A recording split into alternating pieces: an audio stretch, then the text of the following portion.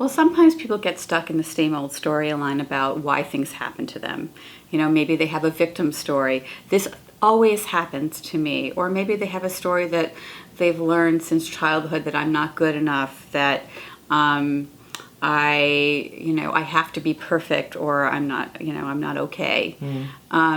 So the purpose of this book is to really help people rewrite that story by looking at how the things that show up in their plot line can be interpreted as an opportunity to change their character. And let me sort of give you an example from a classic story that many people are familiar with, which is The Wizard of Oz. There's a way to read The Wizard of Oz as a victim story. For example, you can look at it like, here's this girl who lives in Kansas and nobody appreciates her, and her horrible neighbor runs away with her dog, and she ends up getting the dog back, but then runs away and hits her head and ends up swept in a tornado where she kills this horrible witch, and then this other witch is chasing her, and she's trying to get home, and all these things happen to her, and her friends' lives are threatened, and turns out at the end that she had the power to go to go home all along. So why did she waste her time?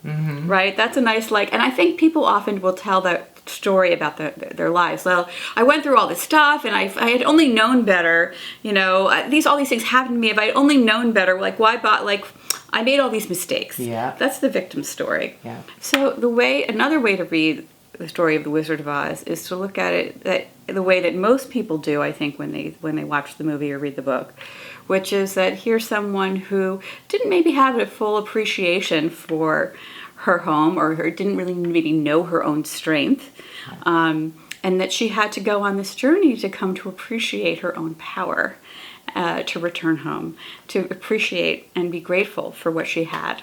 And that, in kind of like what Glinda says to her at the end, you possessed the power all along and you needed to learn for yourself.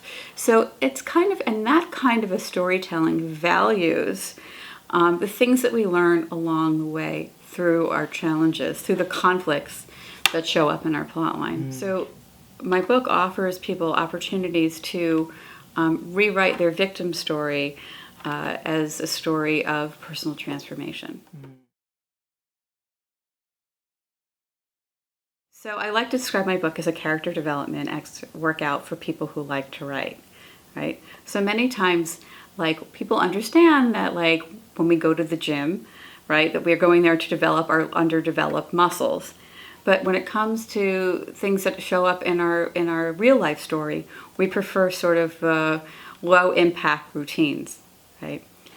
But until we're willing to really work on ourselves and develop those underutilized emotional muscles, we're never going to be able to, we might remain in some way stunted in our own growth, never able to be able to experience the full strength of what we are actually capable of achieving. So I loosely define the antagonist of your story as whatever is pushing you to grow beyond your perceived limitations of what you're capable of doing. And that could be your antagonist could be a new relationship, it could be a baby, it could be a new project.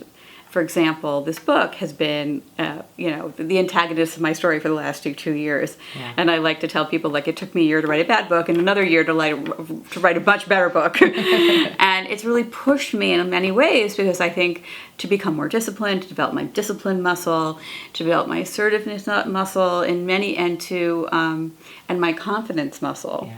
In many ways, and to become the type of character who could write a book and talk on the radio and do a video here at New World Library. So it's looking at those experiences as challenges, as opportunities to really develop those underutilized mental, emotional, or spiritual muscles. Well, I really hope that people will come to see that being the hero of your story doesn't mean that you need to do something absolutely extraordinary. I mean, it'd be wonderful if you can go and feed hungry children in Africa.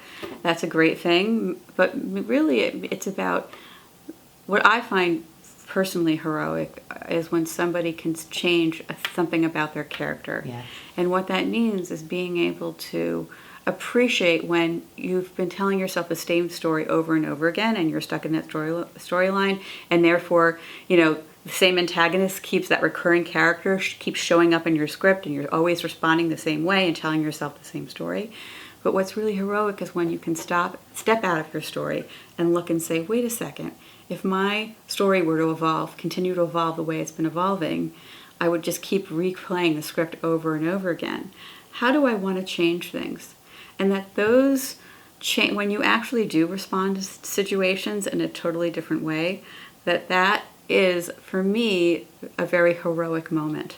When you can finally change your script. That those small acts that maybe undetectable to other people are really when you can embrace your own heroism. And I feel like people often undervalue their own heroism because they are they're looking for something external to show to prove their own heroism. So I want people to really value it, that when they change the way when they change their story, that in itself is heroic. Yeah.